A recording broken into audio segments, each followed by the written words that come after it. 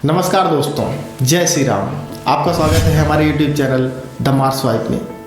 आज हमारे वीडियो का कोई टॉपिक नहीं है, बल्कि एक सोच है जो हमारे हर देशवासी के अंदर बैठती है। एक आस्था है जो हमारे हर देश के व्यक्ति में निवास करती है। आज हम अपने वीडियो के टॉपिक में आपसे डिस्कस करेंगे भगवान श्री राम के 492 वर्षों का इंतज़ार जो हमारा हर देशवासी इंतज़ार कर रहा है। भगवान श्री राम का मंदिर बन रहा है। इस मंदिर को बनाने में लगभग 492 साल लग गए। इस वीडियो को बनाने का एक मतलब ये है कि संघर्ष की कहानी एक दिन में नहीं जीती जाती, बल्कि उसके लिए हजारों वर्षों का संघर्ष छिपा होता है। भगवान श्री राम का मंदिर बनने में 492 साल लग गए, जिसमें गोधरा कांड, गुजरात कांड और न जाने ऐसे कितने दंगे हुए हमारे देश में, जितने हजारों लोगों ने अपनी जान दे दी। तो दोस्तों, हम जानते हैं कि 1528 में बहसी बाबर ने अयोध्या में श्री राम के मंदिर तोड़वाकर वहाँ बाबरी मस्जिद का निर्माण कराया।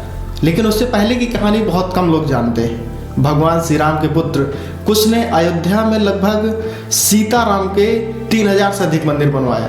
कहा यह जाता है कि 5वीं शताब्दी में उन मंदिरों की हालत बिगड़ने लगी और उस समय के उज्जैन के राजा विक्रमादित्य द्वितीय ने उन मंदिरों को दोबारा निर्माण करवाया।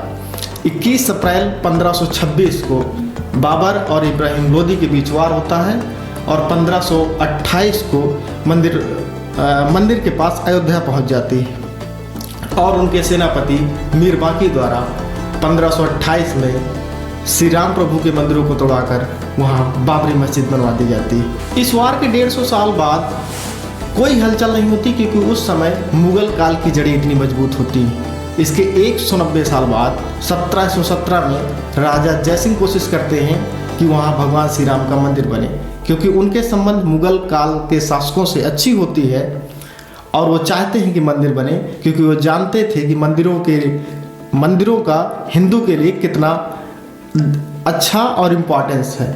लेकिन ऐसा नहीं कर पाते और बाबरी मस्जिद से 150 मीटर दूरी पर एक चबूतरा बनवा दिया जाता है।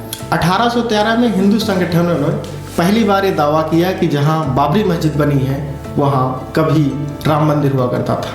उस समय के पूर्व IAS अधिकारी कुणाल किशोर ने अपनी पुस्तक अयोध्या रिविजिटेड में भी इसकी चर्चा की है। 1838 में ब्रिटिश सर्वे मार्टिन ने भी यही बात कही कि जहां पर बाबरी मस्जिद के जो पिलर हैं वो भगवान श्री राम के मंदिर से लिए गए। इसके बाद ये दंगा और तेजी रूप लेने लगता है और वहाँ पर नमाज के साथ साथ पूजा भी होने लगती है। 1853 के सांप्रदायिक दंगों के बाद 1855 में बाबरी मस्जिद में नमाज पढ़ने की इजाज़त मिलती है और वहाँ पर पूजा की इजाज़त नहीं मिलती। निर्मोही अखाड़े के महंत रघुवर दास जी पहली बार सुप्रीम कोर्ट में अपना अर्जी लगाते हैं। 1853 में सांप्रदायिक दंगों के बाद 1855 में मुस्लिम बाबरी मस्जिद में पूजा करने लगे और हिंदुओं को वहाँ पर एंट्री नहीं मिली। निर्मोही अखाड़े के महंत रघुवर दास जी ने पहली बार कोर्ट में अर्जी लगाई कि हमें वहाँ पर पूजा करने की इजाज़त दी जाए या वहाँ मंदिर बनने की इजाज़त दी जाए, लेकिन कोर्ट ने उनकी अर्जी ठुकरा दी। 1934, आप जानते हैं कि इस समय अंग्रेज़ों का शासन हुआ करता था, लेकिन कभी भी कांग्रेस का ये एजेंडा नहीं रहा कि राम मंदिर बनाया जाए। 6 दिसंबर 1992 में 1:55 में पहला, 3:50 में दूसरा और 4:55 पर तीनों गुरुतों को गिरा दिया जाता है। इसके बाद देश भर में दंगे होते हैं, जिसमें से 2000 से ज़्यादा लोगों की जान जाती है। इसके बाद विश्व हिंदू संगठन ASI की मांग करता है, यानी आर्कियोलॉजिस्ट सर्वे ऑफ इंडिया की। ये पहली ऐसी वैज्ञानिक रिपोर्ट थी जिसमें यह दावा किया गया या ये बताया गया कि जहाँ पर बाबरी मस्जिद है वहाँ पर कभी राम जन्मभूमि थी।